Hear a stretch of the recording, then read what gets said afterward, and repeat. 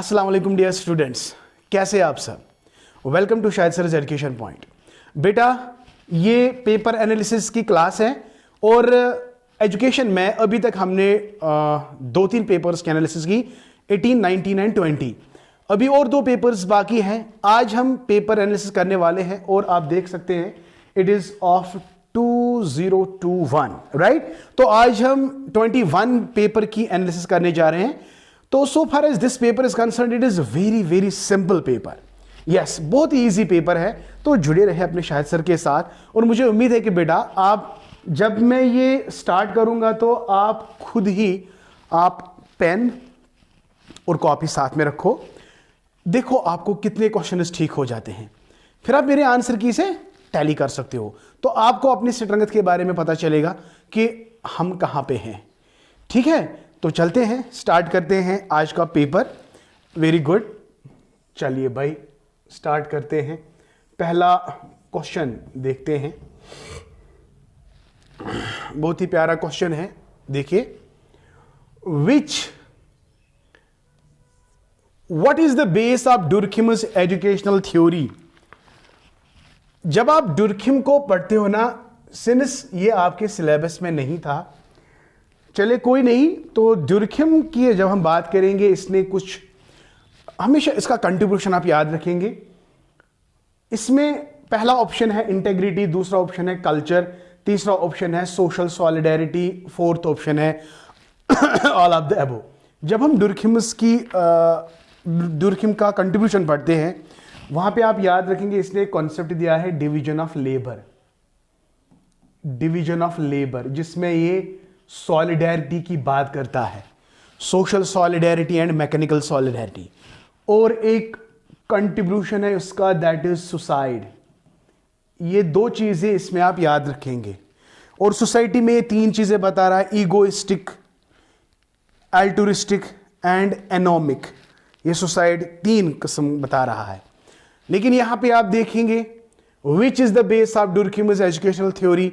Option A is integrity, option B is culture, option C is social solidarity and option D is all of the above. तो अभी मैं बोल रहा था कि डिवीजन ऑफ लेबर में ये सोशल सॉलिडेरिटी की बात कर रहा है, that's of 2 types, mechanical solidarity and yes mechanical and social solidarity, organic solidarity and mechanical solidarity. तो ऑप्शन सी यहां पे राइट ऑप्शन है। चलिए क्वेश्चन नंबर 2 पे आते हैं। बहुत सिंपल है, बहुत प्यारा कॉन्सेप्ट है, पढ़ा है हम लोगों ने। The term sociology was coined by option A Spencer, option B Weber, option C Ogburn, option D August Comte. तो याद रखेंगे इट इज ऑगस्ट कॉम्ट।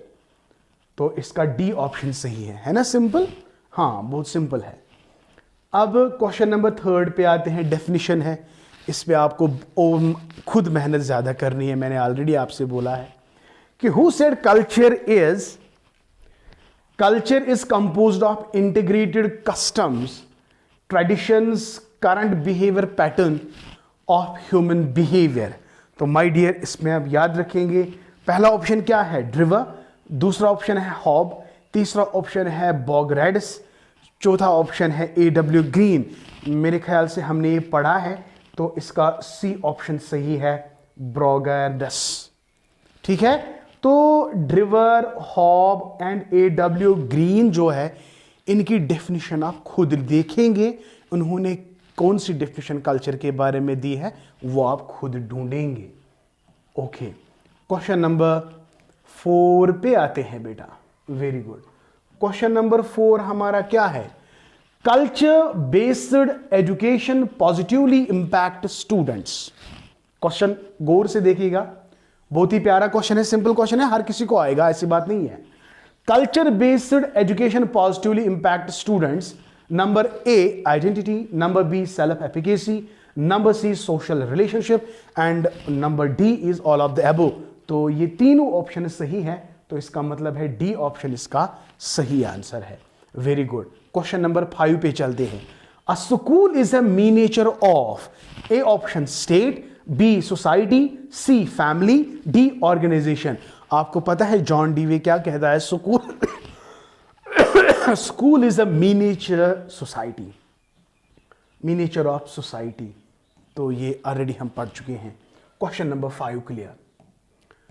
चलिए क्वेश्चन नंबर 6 पे आते हैं। What is question number 6 my dear? Question number 6 क्या है? Social change implies. Very good. मैंने कहा ना ये बहुत ही प्यारा पेपर है, बहुत अच्छा पेपर है। A social change implies option A, change in ways of dressing, B, change in structure and organization of society, C, cultural lag, D, none of the above। बहुत ही सिंपल है। जब हम सोशल चेंज पढ़ते हैं, any change in sociological pattern, function, organisation extra, इसका B option सही है। Social change implies change in structure and organisation of society. I am sorry बेटा, I am not feeling well, तो दैट्स वाई थोड़ा बहुत problem है गले में, मतलब chest is involve as you know. Question number 7, the social system is the work of option A Durkheim, option B Karl Marx, option C Talcott Parson and option D none of the above। हमेशा याद रखेंगे जो social system है इस पे एक person ने बहुत ज्यादा काम किया है, और वो कौन है? वो है टेलकॉट पार्सन। तो टेलकॉट पार्सन आप देख सकते हो, it is also called father of social system, ये भी आप लिख सकते हैं। चलिए भाई क्वेश्चन नंबर 8 की ओर आते हैं। क्वेश्चन नंबर 8 कहता है, अ notion of the I me generalized other was developed by। ये जो I me generalized other है ये हमने पढ़ा है, तो ये G.H. Mead का कॉन्सेप्ट है। इसका सही आंसर बी है। तो ए ऑप्शन कूले चार्लेज है, तो इसने लुकिंग गिलास सेल्फ कॉन्सेप्ट दिया है। गिलास कॉन्सेप्ट यानी लुकिंग गिलास। जस्ट ए सेकेंड, इसने लुकिंग गिलास कॉन्सेप्ट दिया है। लुकिंग गिलास। तो G.H. मेड ने क्या दिया है? आई मी जनरलाइज्ड अदर्स। थॉमस विलियम ने definition of structuralism, definition of situation, definition of situation Thomas William ने दिया है। और ऑगबर्न आपको पता ही है, ऑगबर्न किसके साथ रिलेट है? कल्चरल लैग के साथ। कल्चरल लैग का कॉन्सेप्ट ऑगबर्न ने दिया है। Thomas William definition of situation दे रहा है। कूलेज चार्लेज जो है लुकिंग ग्लास सेल्फ दे रहा है। और G.H. मेड जो है ये आई मी जनरलाइज्ड अदर कॉन्सेप्ट दे रहा है, जिसमें ये सिंबॉलिक इंटरैक्शन की बात कर रहा है। सिंबॉलिक इंटरैक्शन, तो सिंबॉलिक इंटरैक्शन भी इसको आप लिख सकते हैं आई मी जनरलाइज्ड कॉन्सेप्ट, राइट। तो this is question number 8। Fine. Question number 9 पे आते हैं बेटा जल्दी से। What is question number 9? Question number 9 जो है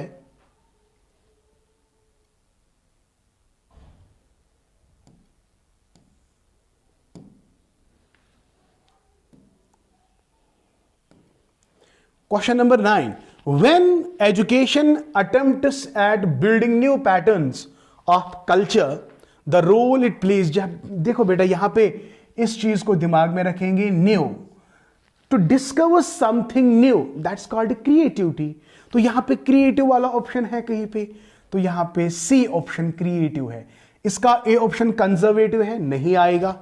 ट्रांसमिटिव नहीं आएगा। Option D none of the above है। तो क्रिएटिव एक ऑप्शन है, C option, that is the right answer. Okay, तो दिस इज क्वेश्चन नंबर 9। चलिए भाई क्वेश्चन नंबर 10 पे आते हैं। बहुत ही प्यारा क्वेश्चन है, पढ़ा हमने, बहुत अच्छे से पढ़ा। विच of the following statement about learning is not true? जो सही नहीं है। बहुत सारे बच्चे क्या कर रहे हैं, वो देखते हैं विच of the following statement about learning is true, ये नॉट को खा रहे हैं, फिर बाद में उसे पता चलता है हाय यहां तो पे नॉट था, तो ऐसे ही आप गलत कर रहे हो। तो I request all of you पहले क्वेश्चन को अच्छे से देखा करो, ठीक है। Don't try to jump to the conclusion. आप जनरली जल्दी जल्दी कंक्लूजन पे जाते हो, पहले अच्छी तरह से क्वेश्चन को समझो, क्वेश्चन को रीड करो बहुत अच्छे से, देन आपको टिक सही ऑप्शन करना है, ठीक है। Anyways I wish you all the best my dear. तो क्वेश्चन नंबर 10 पे क्या है, learning is another word for maturation, learning is relatively permanent, ये सही बात है। Learning involves change in behaviour, ये भी सही है। लर्निंग इन्वॉल्व्स एक्सपीरियंस, ये भी सही है। तो फिर कौन सही नहीं है? Option A is the right option. Learning is not the word of maturation, यानी learning is also called maturation, ये कहना गलत है। हां, मैचुरेशन से आप लर्निंग में इजाफा करोगे, लर्निंग ज्यादा होगी, बट ये नहीं कह सकते हो कि learning is another word for maturation. No, ये कहना गलत बात है। तो इसलिए क्वेश्चन नंबर 10 का आंसर ए सही है। चलिए भाई, ओके, तो क्वेश्चन नंबर 11 पे आते हैं जल्दी से। What is question number 11? The learning of insight is associated with, देखिए बेटा, ए ऑप्शन इसका थॉरनडाइक है, बी पेवलॉव है, सी स्किनर है एंड डी कोहलर है। देखिए भाई, थॉरनडाइक जब हम पढ़ते हैं ट्रायल एंड एरर इसके साथ लगाते हैं, पेवलॉव जब पढ़ते हैं क्लासिकल कंडीशनिंग पढ़ते हैं, स्किनर जो है ऑपरेंट कंडीशनिंग दे रहा है, तो कोहलर जो है ए इनसाइट दे रहा है। तो बेटा राइट ऑप्शन कौन है? तो लर्निंग ऑफ इनसाइट जो है, अब ये इसका डी ऑप्शन सही है, ठीक है ना। तो Thorndike, trial and error, Pavlov classical conditioning, Skinner operant conditioning and Kohler जो है इनसाइट है। ओके, कमेंट सेक्शन में जरूर बता दीजिएगा कि कोहलर के साथ और दो बंदे, उनका नाम आप बताओगे और ये भी बताओगे कोहलर किस स्कूल ऑफ साइकोलॉजी से बिलोंग करता था। तो ये आप कमेंट सेक्शन में जरूर बताएगा।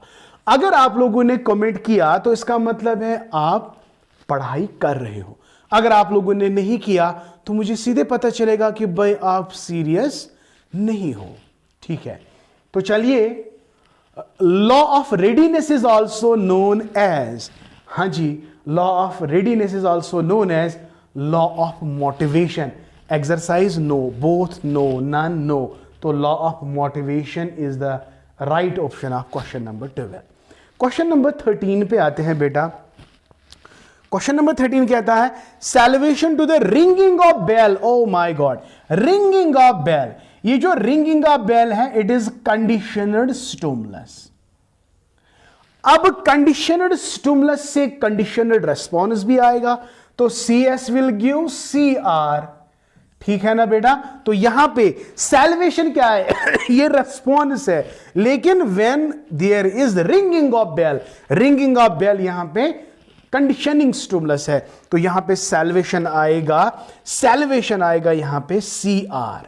समझ आया बेटा? ये बहुत ही अच्छे से हम लोगों ने पढ़ा, CS CR, UCS UCR, समझ आया?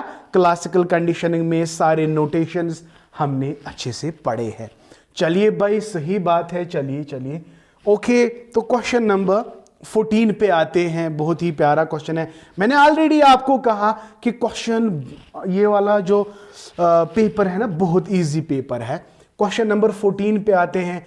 According to Thurstone, intelligence is composed of, जब हम लॉइस थर्स्टन की बात करेंगे, लॉइस थर्स्टन ने कहा कि इंटेलिजेंस, उसकी थ्योरी जो है it is primary mental abilities. तो यहां पे है कोई ऑप्शन प्राइमरी मेंटल एबिलिटीज? पहला option G factor, B option है कॉमन फैक्टर, C फैक्टर है, S factor and then D is primary mental abilities. तो याद रखो, Thurstone's intelligence theory is also called as PMA, that's primary mental abilities.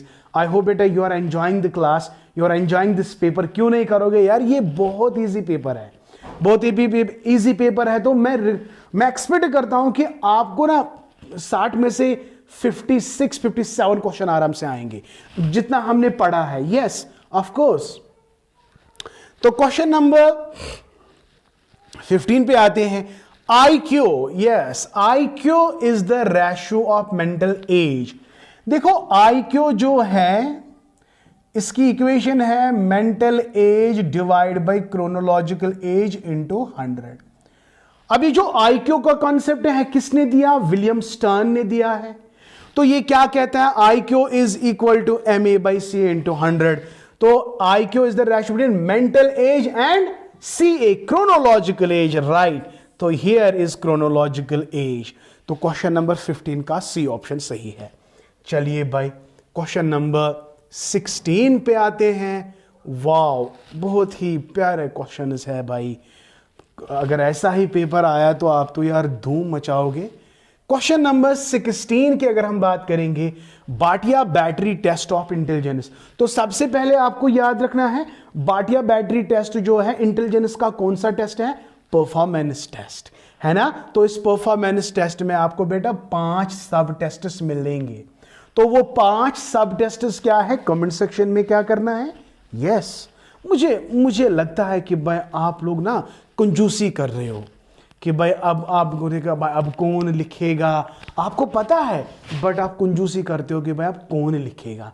सही है ना। तो मैं एक्सपेक्ट करता हूं कि जितने भी क्वेश्चंस मैं यहां पे आपको से पूछ रहा हूं तो आप अपने आप को इन्वॉल्व करो शायद सर के साथ। इससे आपका भी काम हो जाएगा और मेरा भी काम हो जाएगा कि मुझे भी एक कॉन्फिडेंस मिलेगा कि वाकई मेरे बच्चे, जिन बच्चों को मैंने पढ़ाया वो इन्वॉल्वड है अपनी स्टडीज से, है ना। चलिए कोई बात नहीं। Question number 17, who is regarded as the father of intelligence. Father of intelligence वैसे तो अल्फ्रेड बिनेट है, लेकिन यहां पे वो कोई ऑप्शन ही नहीं है। तो अगर ऑप्शन नहीं है तो नन ऑफ द अबव आएगा। टॉलमैन नहीं है, वेस्लर नहीं है, फ्रीमैन नहीं है और नन ऑफ द अबव है, क्योंकि Alfred beneath is the father of intelligence. तो यहां पे नन ऑफ द अबव आएगा। चलिए जल्दी करते हैं, क्वेश्चन नंबर 18 पे आते हैं। क्वेश्चन नंबर 18 क्या है हमारा? एल्पोर्ट एम्फेसाइज्ड मोर अपॉन। देखो बहुत बार मैंने कहा है कि एल्पोर्ट ने पर्सनैलिटी ट्रेट्स को डिवाइड 2 हिस्सों में किया। One is the individual trait, another is the common trait. लेकिन इन 2 में से इसने इंडिविजुअल को सबसे ज्यादा इंपॉर्टेंस दिया, जिसको पर्सनल ट्रेट भी उसने कहा। तो Allport emphasises more on what? More on individual traits. I hope बेटा गेटिंग द पॉइंट्स। ये वाला स्टेटमेंट भी मैंने आपको लिखवाया था ना। Exactly the same fire which melts the butter and hardens the egg was remarked by, it is again my dear Alport, right? So the same fire which melts the butter and hardens the egg was remarked by. Option A is Watson, B is Lindsay, C is Alport, D is Hull. So it is my dear Alport. Okay, तो चलिए question number 20 पे आते हैं। The fundamental unit of personality referred as. Option A interests, option B abilities, option C traits, option D motives. तो it is traits. तो traits are the fundamental units of personality. अगर आपको ये वाला question भी गलत हो जाएगा ना तो फिर अल्लाह ही बचाए, है ना। ऐसे क्वेश्चंस अगर गलत हो जाएंगे। चलिए भाई जल्दी से स्टार्ट करते हैं क्वेश्चन नंबर 21। क्वेश्चन नंबर 21 जो है, which instinct is the source of feeling for survival. देखो यहां पे सर्वाइवल का मतलब है लाइफ, तो मिल गया आंसर, लाइफ इंस्टिंक्ट। सही है ना। तो survival and rational propagation, it is conservative, it is constructive. Life instinct, तो life instinct according to Sigmund Freud it is also called as Eros. Death instinct जो है it is also called as Thanatos. तो ये concept Sigmund Freud का है। तो Eros, which instinct is the source of feeling. पहला option life instinct, B is death instinct, C is both A and B, D is none. तो इसका life instinct आएगा। I hope बेटा you are getting my point. Very good. Question number 22 पे आते हैं। Who first studied the concept of giftedness. ये भी हम पढ़ चुके हैं। A Guilford, B Burt, C. Terman, D. all of the above. It is Terman. It is Terman who first studied the concept of giftedness. तो इसका C option सही है। चलिए अगेन डेफिनेशन। देखो डेफिनेशन जब भी आती है ना मुझे डर लगता है यार, क्या पता यूनिवर्सिटी कौन सी डेफिनेशन लाएगी, है ना। डेफिनेशन तो बहुत सारे, तो इससे आपको घबराने की जरूरत नहीं है। तो ये लक पे डिपेंड करता है कि आपने वो डेफिनेशन देखी तो सीधे वही आ गई। चलिए एनीवेज क्वेश्चन नंबर 23 पे आते हैं। Gifted children, who said gifted child is one who shows consistently remarkable performance in any worthwhile line of endeavor. तो माय डियर इसका बी ऑप्शन सही है, हैविंग हार्ट। लेकिन हम आपसे बता रहे हैं कि अल्फ्रेड ए स्ट्रास ने क्या डेफिनेशन दी है। टर्मैन ने कौन सी डेफिनेशन दी है ये आप खुद ढूंढेंगे, खुद लिखेंगे, ठीक है। हाँ, तो हो सकता है नेक्स्ट सेशन में टर्मैन की आ जाए, स्ट्रॉस की आ जाए, क्या पता, ठीक। ओके, तो क्वेश्चन नंबर 24 पे आते हैं। अगर मैं बात करूं क्वेश्चन नंबर 20, राइट, अगर मैं बात करूं क्वेश्चन नंबर 24 की, in Williamson's directive counselling which of the following is the third step. आपको याद रखना है जब विलियमसन्स डायरेक्टिव काउंसलिंग की बात चल रही है तो आपको याद रखना है इसके स्टेप्स। पहले ए है, A S D P C F, ये कितने स्टेप्स बता रहा है, 1 2 3 4 5 6। नेक्स्ट क्वेश्चन ये भी आ सकता है कि विलियमसन डायरेक्टिव काउंसलिंग में कितने स्टेप्स है, आपको लिखने हैं जी 6। तो पहला है एनालिसिस, ठीक है, then is synthesis, then is diagnose, DIAG diagnosis, फिर है prognosis, then is counselling, then is following up. तो अब यहां पे क्वेश्चन क्या है, तीसरा स्टेप कौन है, 1 2 3, तो 3 यहां पे क्या है, डायग्नोसिस है, कोई ऑप्शन है ना बेटा, ये वाला ऑप्शन है। पहला सिंथेसिस है, दूसरा डायग्नोस है, तीसरा काउंसलिंग है, चौथा नॉन ऑफ द अबो है, तो बेटा diagnose is the B option, that is right answer. तो ये 6 स्टेप्स आपने ना याद रखने हैं बेटा, प्लीज रखोगे याद। चलिए क्वेश्चन नंबर 25 पे आते हैं। क्वेश्चन नंबर 25 हमारा क्या है, बहुत ही प्यारा क्वेश्चन है। सिगमंड फ्राइड को कौन नहीं जानता है, अरे यार मैंने तो ऑप्शन ही बता दिया। Psycho analytical approach of counselling was first introduced by, option पढ़ने की यार जरूरत ही नहीं है। Psycho analytical approach Sigmund Freud ने दिया है, तो ये रहा फ्राइड, तो fried is here the right option, right. Okay, चलिए बाई क्वेश्चन नंबर 26 पे आते हैं। क्वेश्चन नंबर 26 अगेन यार डेफिनेशन है, हाँ किसी का कोड दिया गया है, knowledge of eternal nature of things which is in fact knowledge of true nature of different things is philosophy. तो ये कोड किसने दिया है, ये कोड प्लेटो ने दिया है, हेंडरसन, एरिस्टोटल, थैलेस, इसका आप खुद देखिए, ठीक है। चलिए क्वेश्चन नंबर 27 पे आते हैं। The nature of philosophy is reflective, scientific, theoretical, all of the above. So it is reflective. It is reflective. Shabash. Number 28. Any attack on metaphysics is an attack on the foundations of science, has been rightly said by it is Collingwood. ये आप ऐसे ही याद रखेंगे। तो Collingwood की कहता है कि any attack of metaphysics is attack on the foundations of the science. चलिए अच्छी बात है। Okay, epistemology deals with values, knowledge, logic, none of the above. It is knowledge. values को हम क्या कहते हैं, axiology. logic को क्या कहते हैं, जल्दी से बताओ, सत्यम शिवम सुंदरम, है ना। लॉजिक में हम ट्रूथ पढ़ते हैं, याद आया, रीजनिंग पढ़ते हैं, जजमेंट पढ़ते हैं, ये हमने ऑलरेडी कल लेक्चर में हमने आपको बता दिया। चलिए लास्ट क्वेश्चन है, तो कल और 30 क्वेश्चन करेंगे, आज 30 क्वेश्चन करेंगे। Pragmatism believes in action, yes, utility, yes, both and B, या it is both and B.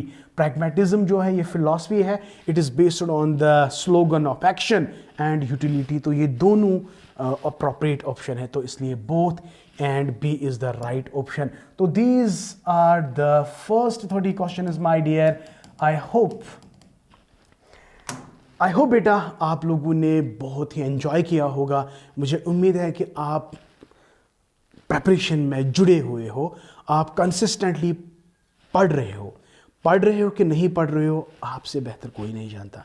Still then I wish you all the best. May Allah bless you, may Allah grant you success millions and trillion times. आगे भी, आज भी और हमेशा आपको अल्लाह पाक कामयाब करेगा। Thank you, may Allah bless you and keep always learning.